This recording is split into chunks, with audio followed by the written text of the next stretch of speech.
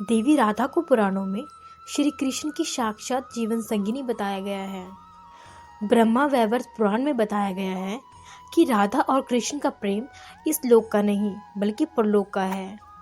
सृष्टि के आरंभ से और सृष्टि के अंत होने के बाद भी दोनों नित्य गोलोक में वास करते हैं। लेकिन लौकिक जगत में श्री कृष्ण और राधा का प्रेम मानवीय रूप में था और इस रूप में इनके मिलन और प्रेम की शुरुआत बड़ी ही रोचक कथा है। और एक कथा के अनुसार देवी राधा और श्री कृष्ण की पहली मुलाकात उस समय हुई थी जब देवी राधा 11 माह की थी और भगवान श्री कृष्ण सिर्फ 1 दिन के थे। मौका था श्री कृष्ण का जन्मोत्सव। मान्यता है कि देवी राधा भगवान श्री कृष्ण से 11 माह बड़ी थी और कृष्ण भगवान के जन्मोत्सव पर अपनी माता कीर्ति के साथ नंदगांव आई थी और श्री कृष्ण पालने में झूल रहे थे और राधा रानी अपनी माता की गोद में थी। भगवान श्री कृष्ण और देवी राधा की दूसरी मुलाकात लौकिक न होकर अलौकिक थी। इस संदर्भ में गर्ग संहिता में एक कथा मिलती है। ये उस समय की बात है जब भगवान श्री कृष्ण नन्हे बालक।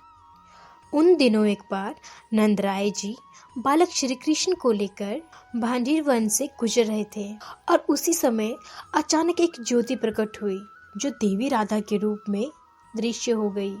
देवी राधा के दर्शन पाकर नंदराय जी आनंदित हो गए। राधा रानी ने कहा कि श्री कृष्ण को उन्हें सौंप दे। अब नंदराय जी ने श्री कृष्ण को राधा जी की गोद में दे दिया। अब श्री कृष्ण बाल रूप त्याग कर किशोर बन गए और तभी ब्रह्मा जी भी वहां उपस्थित हुए और ब्रह्मा जी ने कृष्ण का विवाह राधा जी से करवा दिया और कुछ समय तक कृष्ण भगवान राधा के संग इसी वन में रहे। फिर देवी राधा ने कृष्ण भगवान को उनके बाल रूप में नंदराय जी के पास सौंप दिया। राधा कृष्ण की लौकिक मुलाकात और प्रेम की शुरुआत संकेत नामक स्थान में माना जाता है। ये नंदगांव से 4 मील की दूरी पर बसा हुआ है। बरसाना गांव, बरसाना को राधा जी की जन्मस्थली माना जाता है। नंदगांव और बरसाना के बीच में एक गांव है जो संकेत कहलाता है।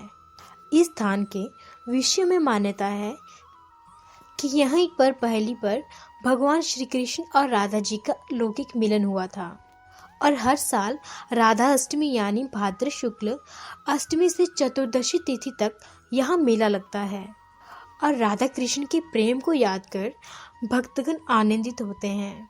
और इस स्थान का नाम संकेत क्यों हुआ, इस विषय पर भी एक कथा है। जब श्री कृष्ण और राधा जी का पृथ्वी पर प्रकट होने का समय आया तब एक स्थान निश्चित हुआ जहाँ दोनों का मिलन तय हुआ। मिलन का स्थान संकेतित था, इसीलिए यह संकेत कहलाया।